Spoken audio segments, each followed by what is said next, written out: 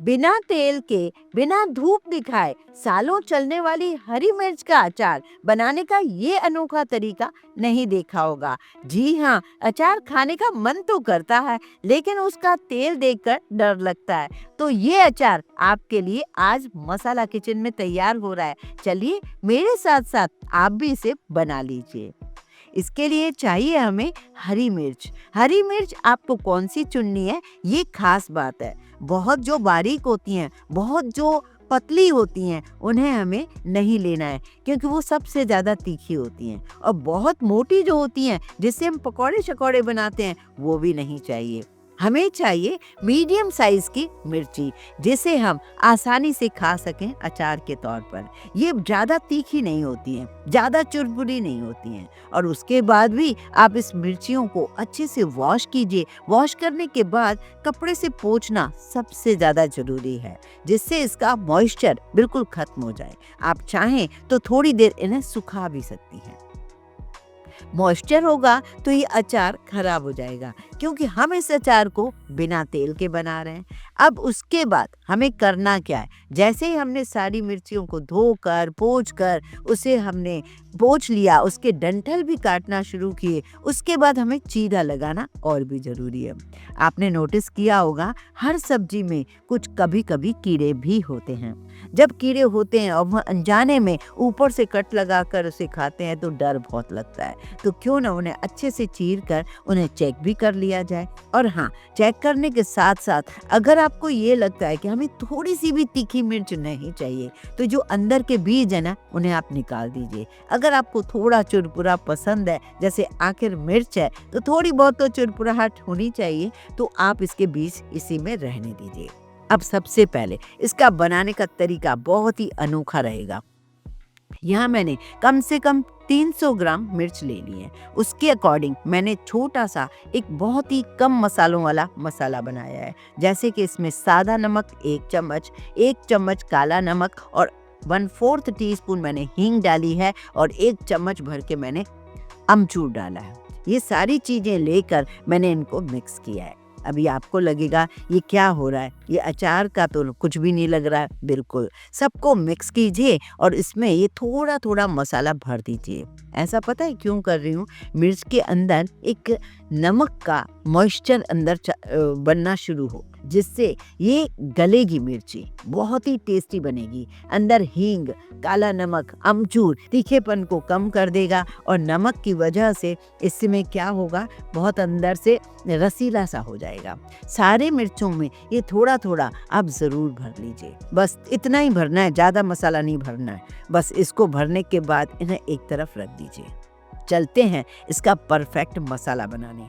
2 table spoon हमें चाहिए सौंफ, 1.5 टेबल स्पून हमें चाहिए सूखा साबुत धनिया, 1 टेबल स्पून चाहिए हमें जीरा, ठीक है, 1 टीस्पून चाहिए हमें मेथी दाना। बस ये मसाले जो हैं बहुत ही कम मसाले हैं, हमारे किचन में आसानी से मिल जाएंगे। इन सारे मसालों को लीजिए और आप क्या कीजिए, इन्हें थोड़ा सा भून लीजिए। भूनने का भी तरीका ऐसा होना चाहिए कि आपको जलाना नहीं है। अगर आप मसालों को जलाते हो और फिर मुझे कई बार कमेंट भी आते हैं कि हमारी जो अचार है वो कड़वी क्यों हो गई। जब ज़्यादा मसालों को जला दोगे ना, उसका टेस्ट खराब हो जाएगा। तो आपको क्या करना है, धीमी गैस पर जस्ट उसका मॉइस्चर खत्म करना है। आप 1 से 2 मिनट के लिए आप इसे माइक्रोवेव में भी इसे भून सकते हो, या फिर आप आधे घंटे के लिए इन मसालों को धूप में भी रख सकते हो। चॉइस आपकी है। बस किसी भी तरीके से आप यहाँ पर इसको इतना ही भूनिए कि इसका मॉइस्चर खत्म हो। मैं देखिए हाथ लगा पा रही हूँ ना, इसे जलाया नहीं है मैंने। गैस बंद कर दिया, इसे मैंने ठंडा किया और मैं इसे दरदरा कूट रही हूँ। दरदरा कूटने से क्या होता है, इसका स्वाद बहुत बढ़िया आएगा। ये देखिए मैंने इसे दरदरा कूट लिया है। अब हम इसमें और मसाले डालेंगे। अब मैं यहाँ पर खट्टा करने के लिए 4 चम्मच भर के मैं डाल रही हूँ राई दाल, जिसे पीली राई भी कहते हैं। अगर साबुत पीली राई है तो उसे भी हल्का सेक कर इसके साथ पीस लीजिए। और इसमें मैंने 1 छोटा चम्मच कलौंजी, जिसे मैंग्रोली सीड्स भी कहते हैं, वो डाल दी है। और इसको हमने मैंग्रोली सीड्स को बिल्कुल भी कूटना नहीं है। एक कुटी हुई दरदरी की हुई जो दाल होती है वो मुझे मिल जाती है, वो अचार में लोग डालते हैं, तो मैंने वही डाला है। अब मैंने लिए यहाँ पर 10 नींबू। नींबू भी ऐसे होने चाहिए जो रसीले हो, जिनका रस बहुत बढ़िया हो, और इस सीजन में आपको नींबू बहुत बढ़िया मिलेंगे। फिर भी आप इस तरीके से छोटी सी ट्रिक को फॉलो कीजिए। थोड़ा सा हथेली पर लेकर इन्हें थोड़ा रब कर लीजिए, जिससे नींबू का रस बहुत अच्छे से निकल जाए। एक और बात, आज नींबू का एक और कमाल दिखाऊंगी। वीडियो को अंत तक जरूर देखिए, सारे स्टेप्स देखिए, आपको तो मज़ा ही आने वाला है, क्योंकि इनके छिलके की भी अचार इसी के साथ ही बनने वाली है।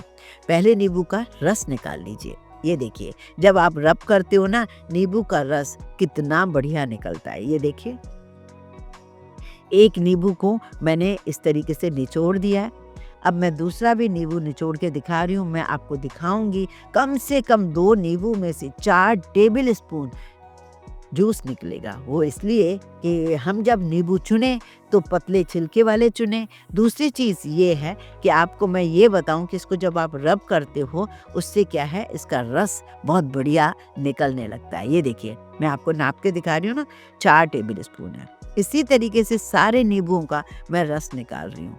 रस निकालने के बाद जो ये छिलके हैं, छिलकों के मैं सीड्स भी हटा रही हूँ, और सीड्स हटाने के बाद इन नींबुओं को मैं इस तरीके से 4-4 पीस में कट कर रही हूँ। आपको लगेगा ये हो क्या रहा है? जी हाँ, नींबू के छिलके की भी अचार जाएगी और हरी मिर्च की भी। दोनों ही अचार आपको एक ही साथ बनाकर दिखाऊंगी, और वो भी बिना तेल के, बिना धूप दिखाए।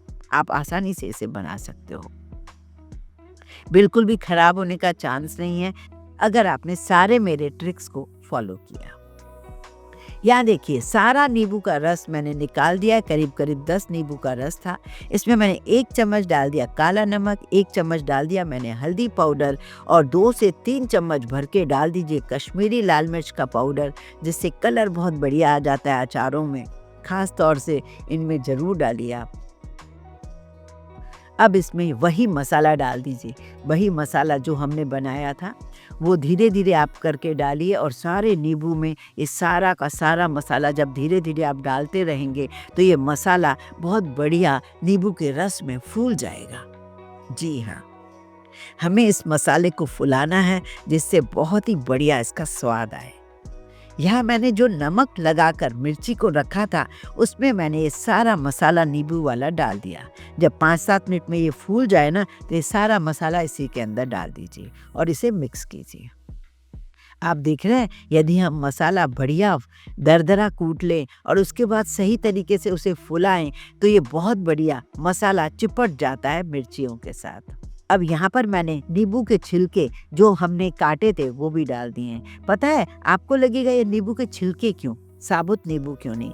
क्योंकि ये मसाला जब धीरे धीरे नम हो जाएगा, नमक के साथ मिक्स होके तैयार हो जाएगा, तो ये नींबू भी रसीले हो जाएंगे। अभी देखिए, इस जार में पूरे नींबू नहीं आ पाए, लेकिन 2-4 घंटे बाद या 1 दिन बाद आप देखेंगे ये काफ़ी नीचे हो जाएगा। सारे नींबू के छिलके जो इसी में है वो इसमें ही आ जाएंगे, जो मैंने कटोरी में रखे हैं। चलिए, नेक्स्ट डे मैं आपको बताती हूँ कि ये कितना बढ़िया हो गया। मैंने इसे निकाल दिया है एक बर्तन में, और इस बर्तन में मैंने इसमें सबको मिक्स किया है। अब यहाँ पर मैं डाल रही हूँ 2 चम्मच सिरका। ये सिरका और नींबू साल भर बचा कर रखेगा, क्योंकि हम इसमें तेल की एक बूंद भी नहीं डाल रहे, तो जिससे कोई प्रिजर्वेटिव नहीं है, कोई केमिकल नहीं है, कोई तेल नहीं है, फिर भी ये नींबू का अचार परफेक्ट बने। तो जिसके लिए हमें सिरका और नींबू का हेल्प लेना होगा। नमक भी अच्छी क्वांटिटी में डालिए। बस 2 से 3 दिन आप कहीं भी रख दीजिए, ये अचार आपका तैयार हो जाएगा। चाहे तो आप आज से ही खाना शुरू कर दीजिए। जितना आपको खट्टा चाहिए उतना आपको वेट करना होगा। और हाँ, अगर आपको लगता है कि आपके हाथ से अचार खराब ही हो जाता है, कोई रिस्क नहीं लेना चाहता है, तो आप छोटे छोटे जार में बाहर रखा कीजिए। बाकी का अचार आप फ्रिज में रख दीजिए, लेकिन फ्रिज में तब रखिए जब इस अचार को 8 दिन हो जाए।